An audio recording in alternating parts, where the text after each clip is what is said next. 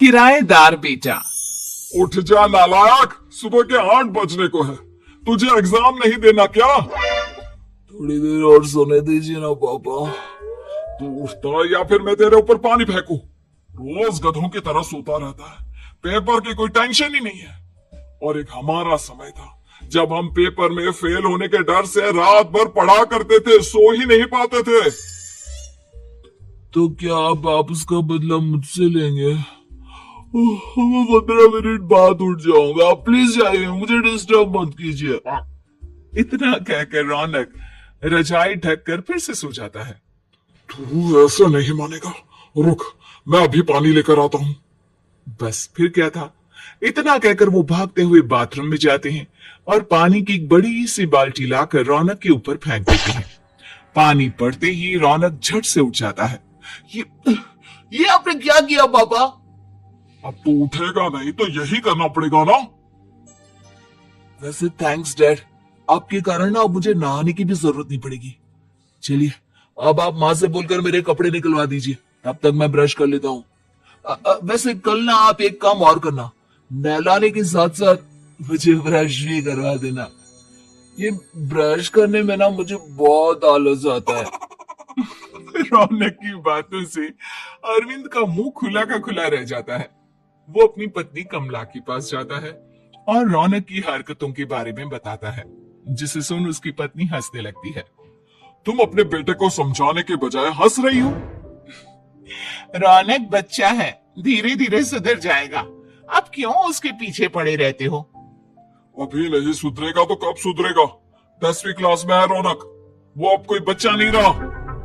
अरविंद के इतना बोलते ही वहां रौनक भी आ जाता है। क्या डैड, मैंने आपको एक काम दिया था, वो भी नहीं हुआ आपसे। अरे क्या हुआ बेटा? माँ, मैंने डैड से बोला था कि वो आपको बोलकर मेरे स्कूल की यूनिफॉर्म निकाल दे, लेकिन मेरे पीछे पड़ने के अलावा इनसे एक काम ढंग से नहीं होता। देख रही हो कमला, देख रही हो अपने लाडले को? अरे आप चुप रहिए जी। चलो बेटा, मैं तुम्हें कपड़े निकाल कर दे देती हूँ बस। ऐसे ही साल पर साल बीतते जाते हैं, लेकिन रौनक के रवैये में कोई बदलाव नहीं आता। वो पहले से भी ज्यादा आलसी और पूरी तरह अपने माता पिता पर निर्भर हो जाता है। 2 साल बाद पता नहीं कहाँ गायब रहता है पूरे दिन, अब तक तो आ जाना चाहिए था। अरे आप इतनी फिक्र क्यों कर रहे हो उसकी? दोस्तों के साथ खेल रहा होगा, आ जाएगा अभी। ये कोई टाइम है खेलने का? 10 बजने वाले हैं, इतनी रात में कौन खेलता है? कमला कुछ कहती उससे पहले ही रौनक वहां आ जाता है। मम्मी जल्दी से खाना लगा दो, बहुत भूख लग रही है। तुम्हें तब तक खाना नहीं मिलेगा जब तक तुम बता नहीं देते कि इतनी रात गए कहां से आ रहे हो। ओ प्लीज डैड, अब आप इसी पे प्रद्युमन बनकर मेरे सर पर बंदूक लेकर मत बैठ जाना। अपनी फालतू की बकवास बंद कर और बता कहां से आ रहा है।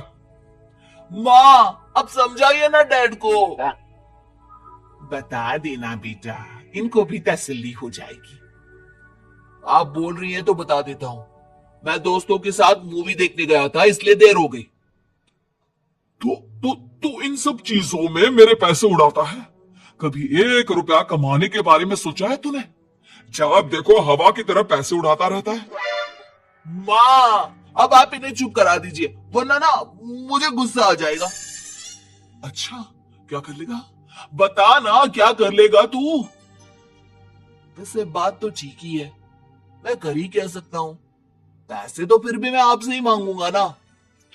चलिए अब ये सब बात छोड़िए और मम्मी मेरे लिए खाना लगा दीजिए। अभी लगा देती हूँ बेटा। मैं बता रहा हूँ कमला, एक दिन ये ऐसे ही बिगड़ जाएगा। उफो, आप क्यों इतना पीछे पड़े रहते हो मेरे बच्चे के? बात की बाद में देखेंगे, अभी आप शांति से उसे खाना खाने देंगे। अगले दिन, डैडी मुझे 10,000 रुपए चाहिए। हाँ? अब इतने पैसे क्यों चाहिए तुझे? डैड आप बिना सवाल किए कभी पैसे नहीं दे सकते क्या? जब तक तू बताएगा नहीं तुझे पैसे भी नहीं मिलेंगे। अरे अब आप अपने बेटे को पैसे भी नहीं दे सकते? नालायक, तेरी उम्र के लोग नौकरी करते हैं और एक तू है जो नौकरी करने का नाम ही नहीं लेता कभी। आप लोगों के होते हुए भला मैं नौकरी क्यों करूं? अरे हम कब तक पैसे देंगे तुझे? तुझे भी तो अपने पैरों पर खड़ा होना होगा ना। कौन सा उधार के पैरों पर खड़ा हूं? अपने ही तो पैरों पर खड़ा हूं मैं। इसी तरह रौनक दिन प्रतिदिन लापरवाह होता जाता है। उसकी लापरवाही को देखते हुए अरविंद और कमला अपने बेटे की शादी कराने का फैसला लेते हैं और 1 महीने के अंदर अंदर ही रौनक की शादी मेघा नाम की लड़की से करा देते हैं। शादी के कुछ दिन बाद, रौनक, मुझे एक अच्छी सी साड़ी चाहिए, आप ला दोगे ना? हाँ, क्यों नहीं। कितने तक की आती है साड़ी? यही करीब 5,000 तक की। तुम चिंता मत करो, मैं आज ही डैडी से पैसे मांगकर तुम्हारे लिए साड़ी ले आऊंगा। आप कब तक ऐसे ही अपने पापा से पैसे मांगते रहेंगे? कोई अच्छी सी नौकरी क्यों नहीं कर लेते आप? अरे डैड के होते हुए मुझे नौकरी करने की जरूरत ही क्या है? पर आप ऐसे कब तक उनसे पैसे मांगते रहेंगे? कुछ आपको अपने दम पर भी तो करना होगा ना। अब तुम भी बाकी लोगों की तरह मुझे ज्ञान देना शुरू मत कर देना। साड़ी चाहिए ना तुम्हें, मिल जाएगी बस। इतना कहकर रौनक अपने पिता से पैसे मांगने चला जाता है। डैडी, मुझे 5,000 रुपया चाहिए। अब 5,000 क्यों चाहिए तुझे? वो मेघा को साड़ी चाहिए थी। अरविंद आगे बिना कुछ कहे चुपचाप उसे पैसे निकाल कर दे देता है। कुछ दिन बाद, तुम्हें नहीं लगता कमला, रौनक हम पर पहले से भी ज्यादा डिपेंड हो गया है? मुझे तो अब उसके भविष्य की चिंता होने लगी है। कल को हमें कुछ हो गया तो वो क्या करेगा? काश तुमने पहले ये सोच लिया होता तो आज हमारा बेटा इतना लापरवाह नहीं होता। तब मुझे कहाँ पता था कि मेरा लाड प्यार उसे इतना बिगाड़ देगा कि वो इस हद तक लापरवाह बन जाएगा। कोई बात नहीं, अभी भी देर नहीं हुई। मुझे पता है उसे कैसे सुधारा जा सकता है। कैसे? अरविंद कुछ कहता उससे पहले रौनक वहां आ जाता है और पैसों के लिए हाथ फैलाने लगता है। डैड, मैं और मेघा बाहर घूमने जाना चाहते हैं। अरे वाह, ये आज सूरज कहां से निकला है? Dad please. अच्छा चलो अब मुद्दे की बात करो। मुझे अब 25,000 चाहिए। अब तुम्हें 1 रुपया भी नहीं मिलने वाला। अगर तुम्हें पैसों की इतनी ही जरूरत है तो कोई ढंग की नौकरी कर लो। मम्मी, आप कुछ कहिए ना डैड को। बेटा, वो गलत क्या बोल रहे हैं? ये सब हम तेरे भले के लिए ही तो कर रहे हैं। मम्मा, मैंने बताया ना आपको, मुझे नहीं करनी कोई जॉब वॉब। तो ठीक है, निकल जाओ हमारे घर से। तुम्हारे जैसे लोगों के लिए मैंने ये घर खड़ा नहीं किया है। जितना ये घर आपका है ना, उतना ही मेरा भी है। मैं कहीं नहीं जाने वाला। जाना तो पड़ेगा ही तुझे, क्योंकि अब मैं तेरा कोई भी खर्चा नहीं उठाने वाला। ठीक है, मत उठाइए मेरा खर्चा, मैं अपने दम पर भी जी सकता हूँ। तो बेशर्मों की तरह अब तक यहाँ क्यों खड़ा है? अपना सामान ले और निकल जाए यहाँ से। रौनक पैर पटकते हुए वहां से चला जाता है। घर से निकालना जरूरी है क्या उसे? बिना पैसों के कौन रखेगा उसे किराए पर? अगर उसका भविष्य सुधारना है तो हमें अपने दिल पर पत्थर रखकर ये कदम उठाना ही होगा।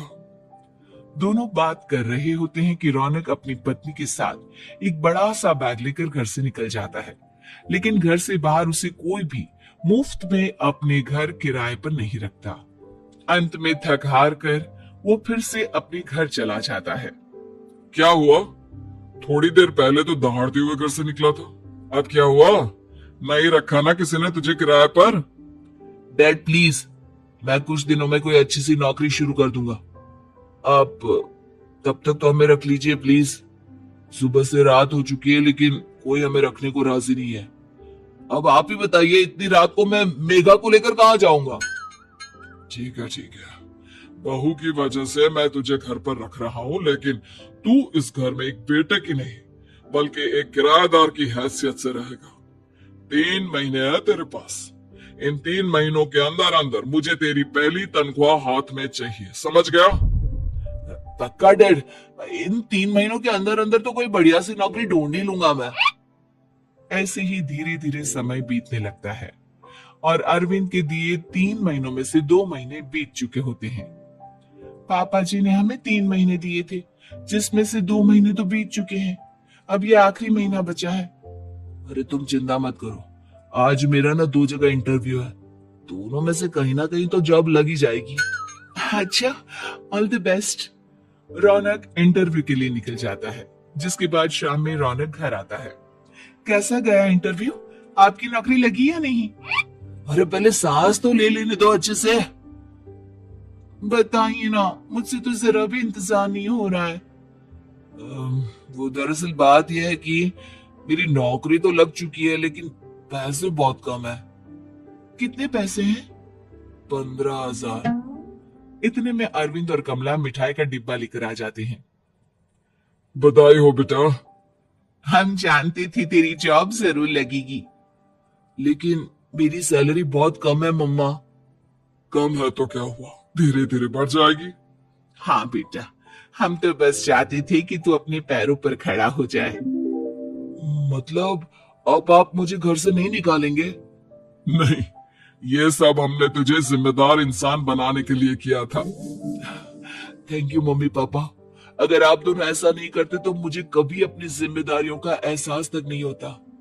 आज आपने मुझे सिखा दिया कि इंसान का अपने पैरों पर खड़ा होना भी जरूरी होता है। इतना कहकर रौनक झट से अपने माता पिता के गले लग जाता है और अपनी कमाई की पहली तनख्वाह वो अपने माता पिता के हाथ में सौंपता है। इस तरह रौनक एक गैर जिम्मेदार व्यक्ति से एक जिम्मेदार व्यक्ति बन जाता है।